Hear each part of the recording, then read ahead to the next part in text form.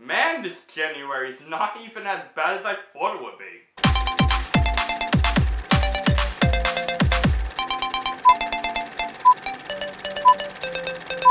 Yeah, bad boys.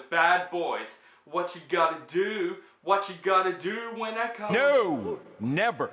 Y'all will never do that again. Martin Lawrence, Will Smith, what are you doing in my room? You fucking up the lyrics. Wait, what do you mean I fucked up the lyrics? Like, I nailed that shit. Fuck me! Fuck!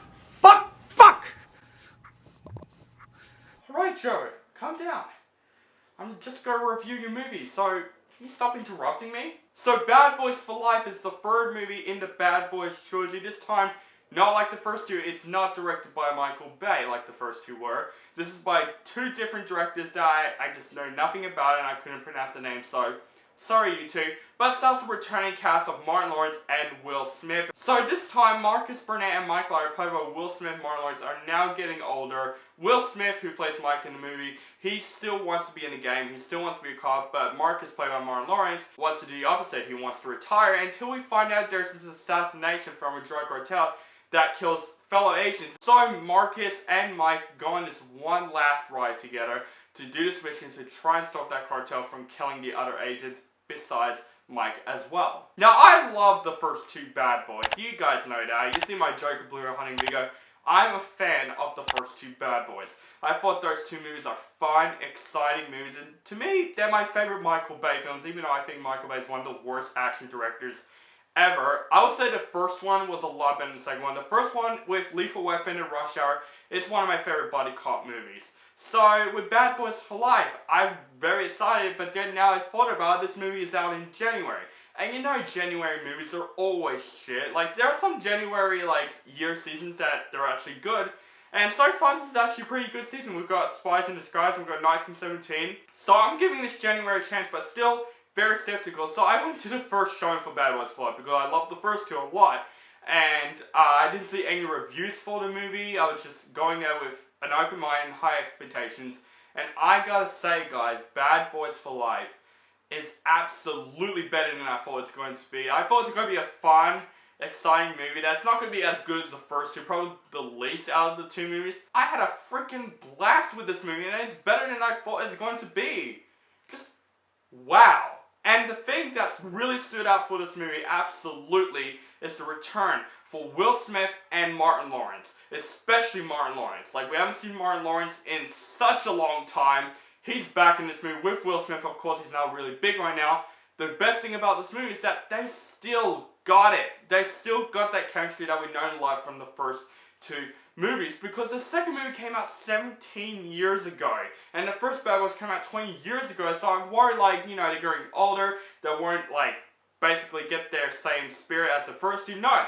They still got that spirit. They're great in this movie and they're still great together. And of course, this movie is still hilarious. Especially Martin Lawrence, whenever he's on screen, there's always a comedic timing with his character and it still made me laugh. And I love Martin Lawrence. But also the thing that wasn't really praised or not much people were talking about in a review is Joe Pantantino. I don't know if I say his name right. He's the captain in the first two movies and he returns in this movie.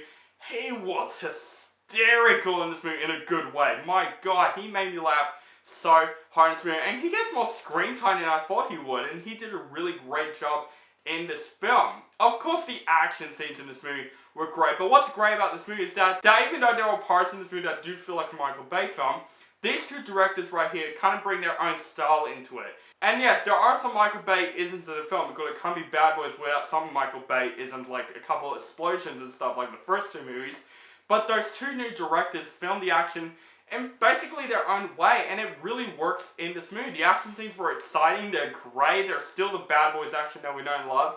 And with Will Smith and Martin Lawrence's chemistry during the action scenes, it makes it more fun and exciting. But really surprisingly, this movie was serious at a couple of times. There are actually some emotional elements in this film that I literally did not expect.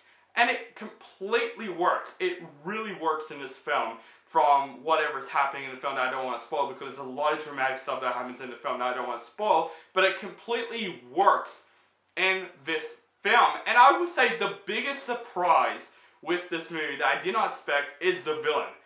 The villain was freaking good in this movie. I don't know who this actor's name is, but the guy who plays the villain in this movie was fantastic. I thought his motivation in the movie was really good in the film. He plays a really good villain because the first two Bad Boys movies, the flaw with those two movies is that the villains weren't good.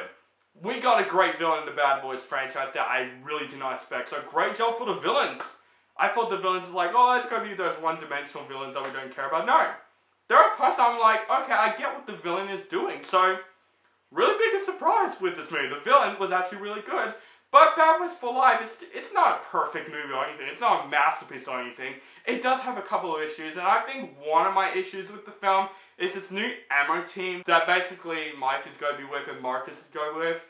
I kind of like them, but I felt like those characters are just in this movie, you know what I mean? Like, I don't feel like they have a purpose. Yes, they're like this new department, they have technology and shit, like, this is kind of like an old versus new type movie, but the guys in this ammo group, I just felt like they're so forgettable. Like, Vanessa Hudgens didn't do shit in this film. Like, I thought she's gonna be like an action star, but literally she doesn't do shit. There are some characters in this ammo group that I'm like, okay, I like that motivation. It actually was hilarious. But I just felt like that new ammo team doesn't have a purpose. They're just in this movie to show off like new stuff than the first two was. Not just with Will Smith and Martin Lawrence, they're just making like a team move for the sake of doing that. And that really drives me nuts once in a while. Also, there are some subplots in the movie that I'm just like, oh my god, they just put that randomly. They just put that randomly in this film. There's a twist in the film. I'm like, that's a random ass twist. But guys, overall, biggest surprise of 2020, absolutely. I did not expect to love Bad Boys for Life as much as I did. I really enjoyed Bad Boys for Life. My second favorite out of the trilogy. It's still not as good as the first, but absolutely better than second. And thanks to the new directors, they did a great job directing this movie. I feel like Will Smith and Martin Lawrence have still got it. They're still fantastic in this film. The action was great. The comedy was perfect. Oh my god, there's a lot of parts of this movie that I just couldn't stop laughing. That's how great the comedy is in this movie. I would say Bad Boys for Life is worth seeing on the big screen. So guys, let me know down below if you have seen Bad Boys for Life. Do you like the movie? Hate the movie? Or you thought it's okay? Let me know in the comments below. Now guys, I got an OZD Awards update for you guys. Possibly it's going to be next week for me to do the OZD Awards, not this week. And I know I said for my OZD Awards nominations, I'm doing this week, but it's just like some problems with the collaborations that I'm doing. Now it's all sorted. So I'm thinking of either doing this Sunday or on Monday. So either those 2 days, the OZD Awards 2020 is going to happen. But anyway, that's another story. Make sure you guys follow me on Facebook, Stardust, Instagram, Twitter. Keep contacting me and make sure you guys subscribe to my channel. Notify for my latest reviews. And Bad Boys, what you gonna do? I'll just stop. Have a nice day.